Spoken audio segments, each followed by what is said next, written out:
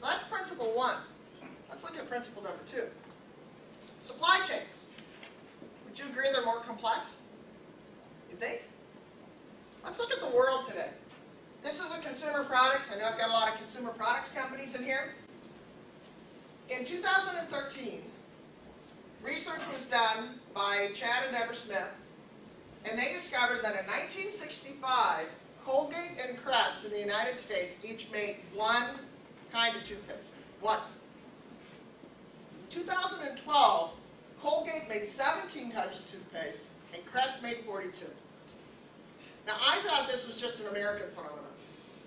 I had the opportunity, I travel extensively now, I tend to be on the road a very long time. I was on a 38-day road trip. And as you know, you can't carry more than 2 ounces of a liquid or a gel on the plane. So what does that mean? I experienced a shortage of toothpaste. So I had to go to the store to buy toothpaste. I'm in Africa. I figured the Africans have to be sane people. And I figured I'd find maybe 3 or 4 different kinds of toothpaste. I thought I was in an American grocery store. There was absolutely a whole aisle of it. I thought, Lord, I'm as far away from the U.S. as I could be. And they got as many toothpaste as we do. Right? So it's not just an American craziness. So supply chains today are very complex. If we look at this, this is what a supply chain looks like. Anybody that represents a supply chain as a linear entity from customer to customer to supplier to supplier does not understand supply chain. Supply chains are complex web-like entities. At the center balls here is somewhere somebody's got to make something. All right? I don't care how much we ship it around to the whole world, somewhere somebody's got to make something. And inside each of those balls is MRP, Material Requirements Planning. It was developed in the 50s, codified in the 60s, and commercialized in the 70s. And hasn't changed. So, as we look at supply chains, it's an interesting dichotomy. Supply chains have become more fragmented, and at the same time, because of our technology, they become more connected. So the more connections that I put, the more variability I pass along. The more I have wrong rules, like trying to optimize cost, the more I transfer that variability. Here's the law of system variability. The more variability is passed between the discrete areas, the less productive the system will be. The more things I connect, the more erosive that variability effect is. Let's look at it graphically. As we look at it, the more things that we pull together, what happens? Lead times go up, output goes down. Absolutely, both directions go in the wrong way. We want to keep pulling these two things together. And what do we recognize then? It's the bullwhip effect, right? A lot of people like to credit MIT for this. It's Forrester that first wrote about the bullwhip effect. Anybody want to guess what year? We think this is a new supply chain phenomenon, don't we? How about you find out that he wrote about this first? 1961. 1961, we've known about the bullwhip effect. So, we accumulate variability, and the more things we link together, it amplifies it. So the game has changed. The world that we're competing in has absolutely changed. We've got to combine principle 1 with principle 2. Protecting and maintaining flow is what's really key in new supply chains. Now it's interesting, there's a new science. A lot of people looked at when Ellie wrote the goal, they talked about physics as opposed to, with respect to supply chains. Really, the entities and what we're looking at now in supply chain, the new technology is around complex adaptive systems, which actually comes out of the field of biology. So there's new thinking on how we build the right tools. So what are complex adaptive systems? It's a new science. Well, complex adaptive systems have very well defined rules and very predictable behaviors. Supply chains are adaptive. As things change, like how governments change taxes, right, as countries become easier to do business in, as risk incurs on getting around the supply chain, right, we adapt, don't we? So conventional thinking, everything that we know today is based on linear systems or fractal systems. So, complex adaptive systems are very different. Most leaders in business, operational, act as if we are managing linear systems. Most don't understand complex adaptive systems. They're very different. Let's take a look. The first, how do I understand the system? In a linear system, we said, well, all I got to do, just break the thing out in 8 pieces. I maximize each piece. I'll maximize the whole. What did Goldratt teach us? It's craziness. Complex adaptive systems can only be understood by mapping those dependencies. On predictability, linear systems think that they're stable. And once we sort of hit status quo, we can stay there. It's predictable. Complex adaptive systems are dynamic.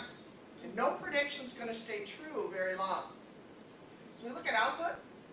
We believe in a linear system, the more I put in, the more I get out. It's a linear system. The problem of a complex adaptive system is the output of a nonlinear system is governed by a few critical points. Let me give you an example. The same company that I was at after they discovered that only 8% of their cost was labor, and they were spending 65% of their cost to keep 8% busy, then they said, well, we're going to rationalize our product lines, and we're going to start trimming away the products that are not profitable. You want to say something that chills me to the bone, that's it. Because how do we determine which products are profitable? What do? We go back to that generally accepted accounting practice, right? Where we look at the revenue minus the cost, and we determine the profitability of our products, yes? So I gave him an example. I said, I got 2 products. I got my microphone, and I got my little mouse here. My microphone I sell for 20 euro. My mouse I sell for 5 euro. Which product do I want to get rid of? You know, it's not enough information, right? Because what do you got to give me? You got to give me the cost, the material, labor, and overhead cost. My microphone cost me 10 euro to build. My little mouse here cost me 3 euro to build. Which product do I want to get rid of? Right? Because how much am I making? I'm making 5 euro a microphone. I'm only making 2 euros on my mouse. Clearly, which product is more profitable? Which one would you go for? Absolutely, microphone. You're looking at me like, what is this, American nuts? Clearly, right?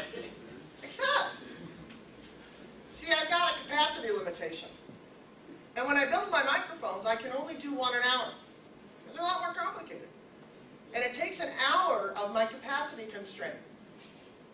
But my little mice, I can make these little guys all day long, and I can produce 100 an hour across that constraint.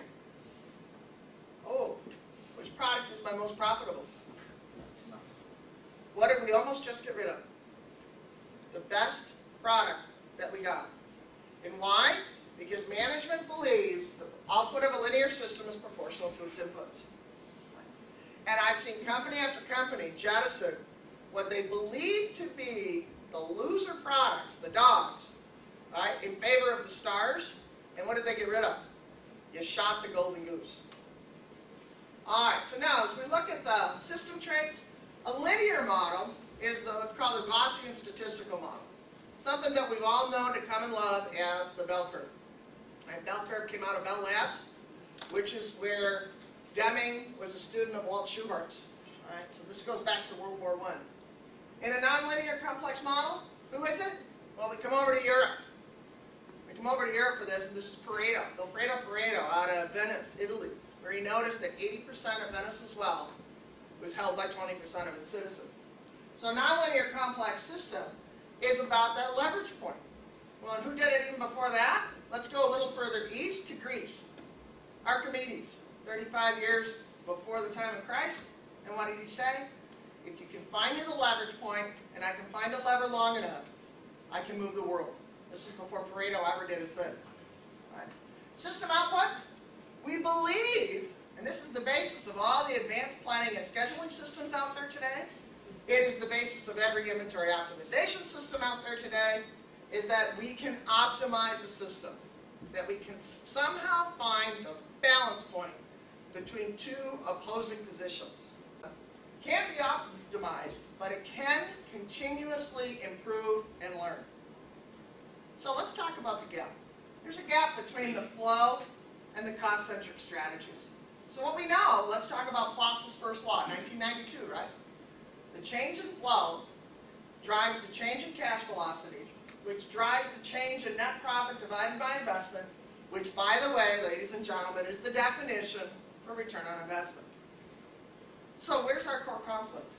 Our conflict is, how does the change in visibility impact the change in variability? So visibility is what we're defining as not knowing everything about everything. It's about having relevant information for decision making. Variability is the summation of the differences between what we plan and what actually happened. Flow, here's a definition, is the rate at which a system converts material to product, and notice the key words here, required by a customer. I was fairly low level in an organization once, and our president authorized us to overbuild against the master schedule, extensively. Gave us authority to go ahead and purchase, and we were on full out, overtime approved building. And we were building sterilizers, autoclaves, if that means anything to you. Well, autoclaves are made out of steel, stainless steel. They were small ones, they were medical sterilizers. And they was very specific about which autoclaves we were going to overbuild. Well, we didn't realize, we just kept building, because that's what the boss told us to do, so we kept building. And then at the end of the year, everybody was rejoicing.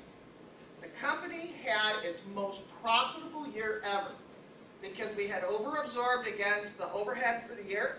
All right, so we had overhead, we had a volume variance. And it turns out he had very carefully selected that the sterilizers that we built, the standards were much lower, or the actual hours were much lower than the standard. So we were getting an hours variance. We were getting efficiency variance, we got a volume variance. We had, oh gosh, I think it was probably about 15 containers, ocean-going containers, of product sitting in the parking lot. But according to generally accepted accounting practice, all those variances go where? Bottom line. What we didn't know, we found out the second week of January, the president was retiring. His exit bonus was directly a takeoff of the profitability of the company the year before. You cannot make this stuff up. Okay? Now, we got all this stuff in inventory. Assets are up, efficiency's up. Now what happens? Nobody to sell it to. All these parts, all these sterilizers are sitting in the parking lot. This is in Rochester, New York. This is in the northeastern part of the United States. You know what it does in Rochester in the wintertime? Snows. Where do you not want metal parts stored during snow and wet? Outside, especially in containers, leaking containers as it was. We spent the whole next year reworking them, tearing them apart, and turning them into units that the customers actually really wanted.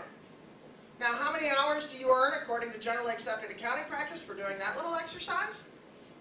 Nothing. Company almost went bankrupt.